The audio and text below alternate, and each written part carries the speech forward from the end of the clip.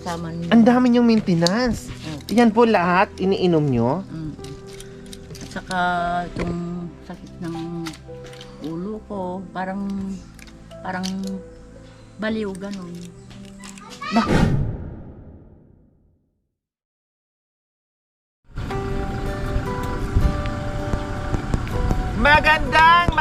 Magandang tanghali po mga kabayan. Nandito naman po tayo muli sa ating misyon, sa ating ginagawa araw-araw po mga kabayan. Nandito tayo ngayon sa probinsya ng La Union. Siyempre kasama ko po ngayon yung ating pioneer sponsors na si Ma'am Terry Arca from Seattle, Washington. Hi po Ma'am Terry, welcome po sa aming live vlog. Kasama po namin, Diyos ko po mga kababayan, kakayanin kaya ni Ma'am Terry yung init. Diyos ko, ang init sobra. Pero gustong gusto ni Ma'am Terry. Kaya tara, Ma'am Terry, ready na po kayo Ma'am Terry? Ready na. Okay, tara, let's go. Ang buong team. Hi po, shout out po dyan sa mga kapitbahay ni Ma'am Terry. Hi po Ma'am Cassie, Ma'am Cassie Mera, Big Ganding. Hi po. So ito, minsan po Ma'am Terry, talagang putik yung dinadaanan. Dito po kayo Ma'am. Sige na.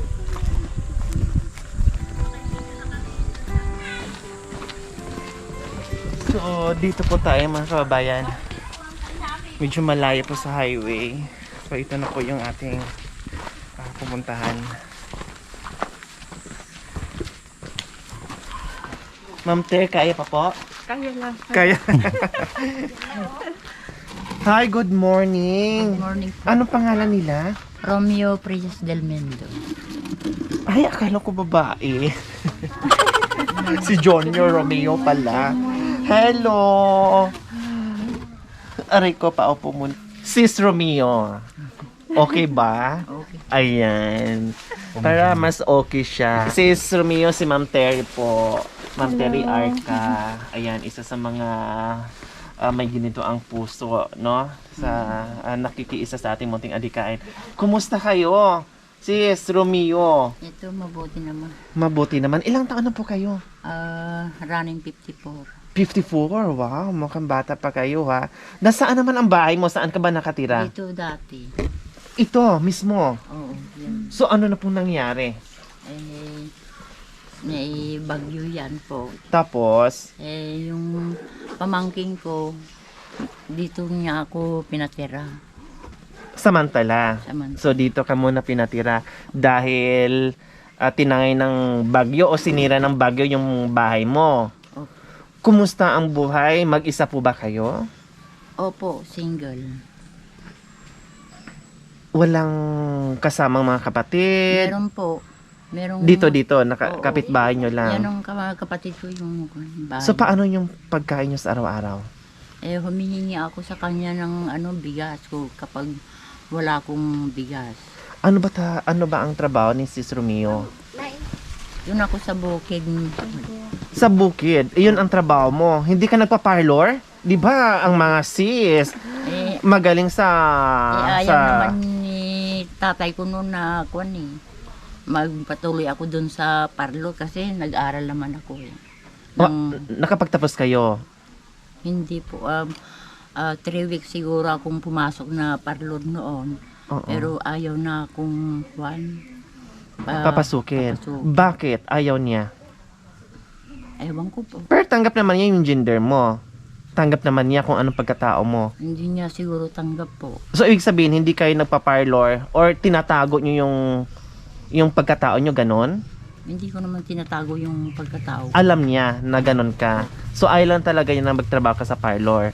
Ayaw niya po eh. Talagang sa bukid lang talaga ang trabaho niyo. Oo, magtanim at saka kumporyo kapag nagtanim ng mais o kaya magkuhan ng tabako,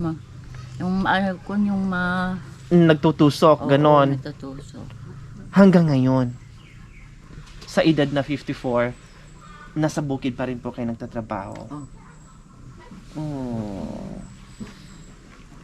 Ma'am Ter, baka mayroon kang itanong ni Sis Romeo. Boses niya, Ma'am Ter, ha? Boses babae, no? Kaya nagulat po ako na, Romeo. Akala ko si Joliet.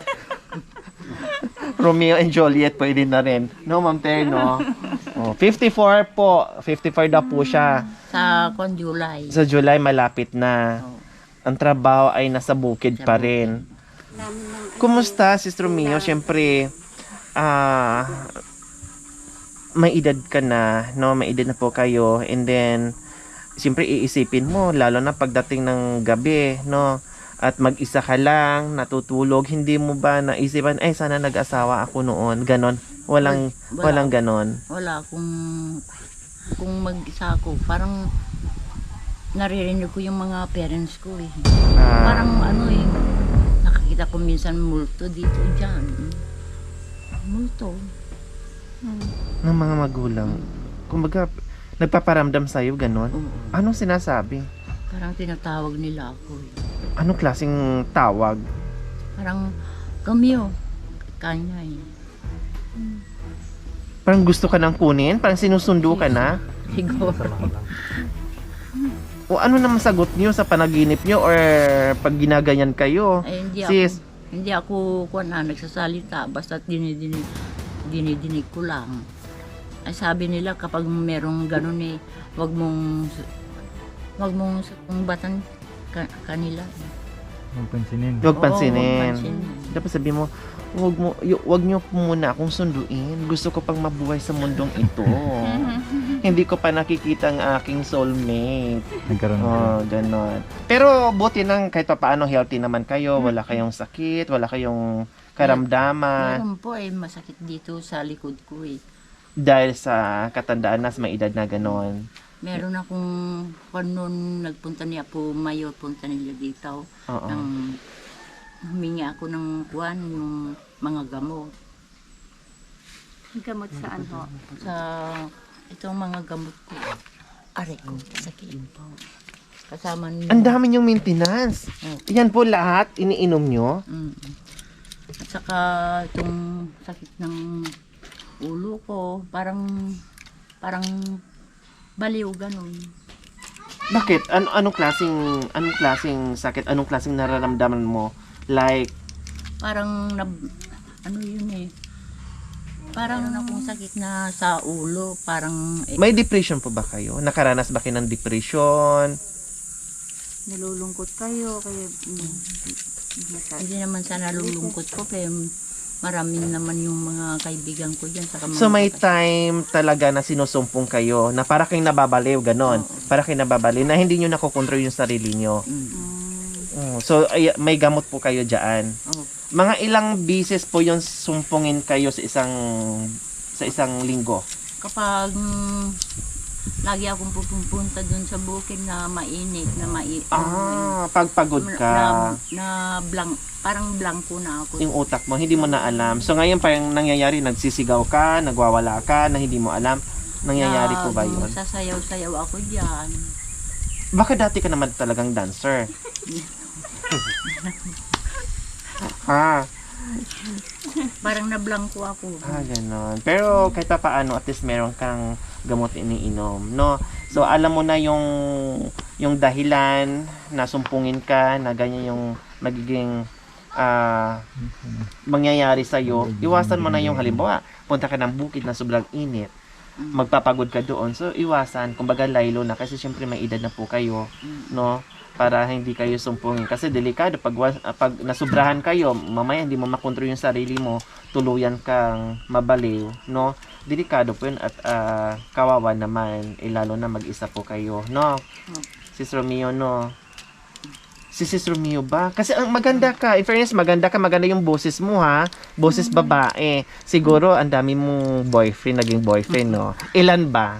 Ilan sis ang naging boyfriend mo noon? Ang ganda ng smile mo, Nalala.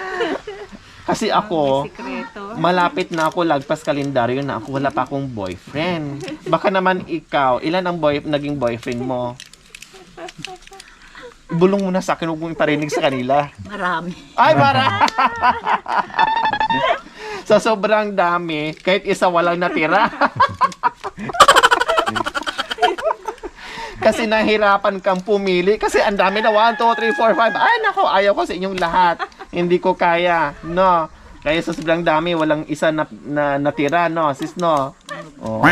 Ano yung pinakamatagal na naging karelasyon mo? Ilang taon? 1 month lang. Ay, 1 month lang pinakamatagal?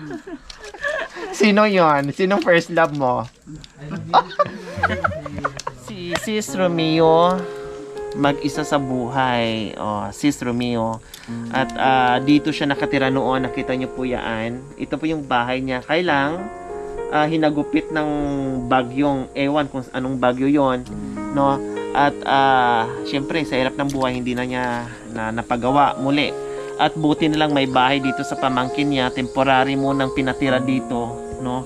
Habang nasa Manila yung may-ari, siya muna dito muna siya nakikitulog. Kaya maraming salamat po doon sa kanya. Shout out po doon sa kanyang pamangkin na nagpatira, may magandang loob, no, naawa dito sa auntie niya. Maraming salamat. Sis, meron tayong masasaing ngayon? Kunti na lang.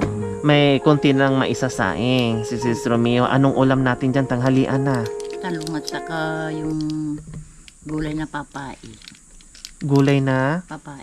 papait. Mapait yon. Oh, mapait. Mapait. Tapos talong. Talong. Hindi ka pa rin nagsawa?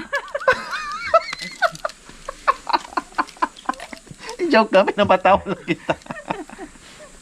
Hanggang ngayon, talong pa rin. Ayoko na yan, kay mapait yan eh. Ay, Diyos ko, Ma'am Terry. Actual, naririnig mo yung mga usapan namin.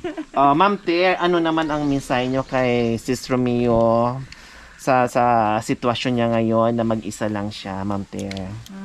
Ay, Sis Romeo, so na-meet ko lang sila Lori sa first time kong sumama sa kanila sa mission nilang ito, at na-impress naman ako sa kanilang ginagawa, at ngayon nga kayo yung una naming nakita ngayong araw na to, para naman sa at least nakita namin kung paano ang maging buhay nyo. Ay ngayon, through them na nakikita ko na tumutulong sila sa mga ganitong sitwasyon, at yung biyaya, pasalamat tayo at nandito sila ngayon at kayo ay mabibigyan ng biyaya. Salamat. Ayan. Siyempre. Kaya ako napasama sa kanila kasi nakikita ko sa mga videos nila ang ginagawa nila. Gusto ko rin makita first hand kung anong ginagawa nila. So ngayon, talagang totoo yung mga sinasabi, nakikita ko sa videos na na-vlog nila, paano sila tumulong sa kapwa. Yan. Basta go lang ang buhay. Sis ha, huwag maging malungkot. Namnamin natin yung buhay na natitira na pinagkaloob sa atin ng Panginoong Diyos. Magiging masaya lang, no? Kahit gaano pa man yung mga problema na pagdaanan natin, gaano kahirap yung buhay, kasama yan. Habang tayo ay nabubuhay sa mundong ito, kasama po yan. Kailangan lang natin ngumiti at lumaban para kahit papaano maibsan yung kalungkutan sa buhay. Sis, no? Tayo pa ba? Siyempre palaban, sis. Diba? Nakaraming ng boyfriend. O buhay pa ba hindi kayang harapin? Diba, sis? Yes, pasok, Makoy, and Kabuto.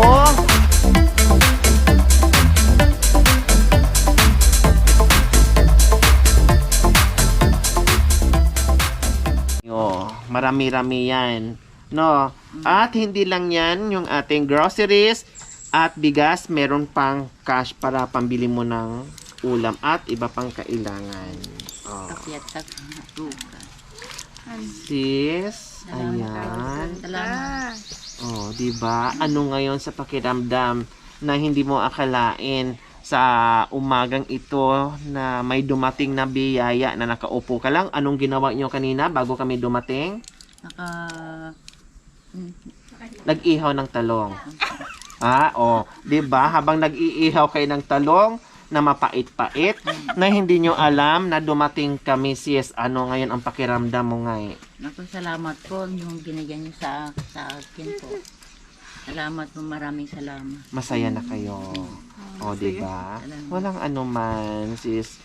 Kahit papaano, nakabigay kami ng munting pagmamahal at kahit papaano makatulong sa pang-araw-araw mo.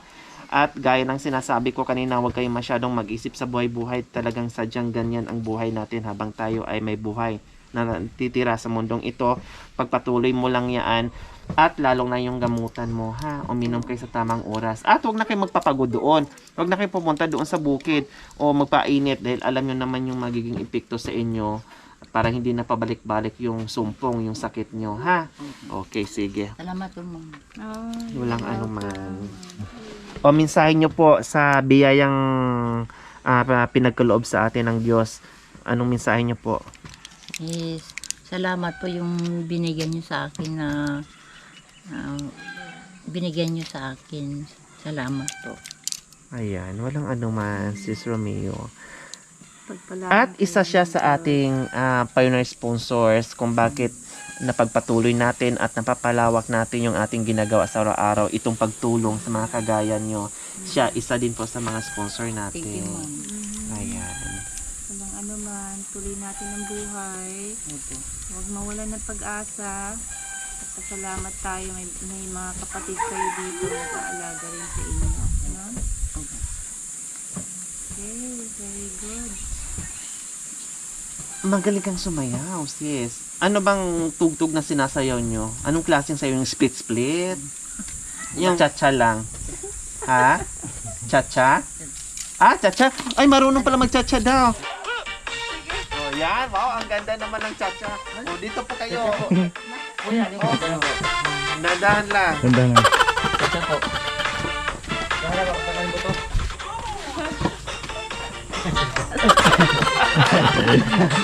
Salamat po, ma'am. Diyos ko, si Ate Olive biglang tumanda. Hindi na kayanan si Kabuto. Ay, Diyos ko. Siyempre, magpapasalamat tayo sa walang sawang pagmamahal na talagang nandiyadyaan mula noon hanggang ngayon. Sis Lynn in Paris. Ma'am Miss Jane from Texas. From Princeton, Texas. Anonymous from Sacramento, California, USA. Maraming salamat po sa inyong ginitawang puso. Nawa ipagpalain pa tayo ng Panginoong Diyos sa araw-araw. Nawa ibigyan pa tayo ng kalakasan ng katawan sa araw-araw. Nawa ibigyan pa tayo ng mahabang buhay upang sa ganun marami pa tayong mapasaya ng mga kababayan natin na tulad nila. So mga kababayan, huwag niyo pong kalimutan, pakishare, subscribe sa aking YouTube channel, Lori Aquino Trita. Maraming salamat po. God bless us all. Bye! O, diba? Ang saya ng smile mo. O, diba? Luto na ba ang talong mo? Ha? Luto na? O, masaya ang kapitbahay dahil may bigas na siya. Yes, may isasaing na si Sis Romeo. Okay, dito na kami ha. Pagpasensya niyo ang aming munting handog. Salamat po. Salamat. Bye-bye po. Ay, sumagot.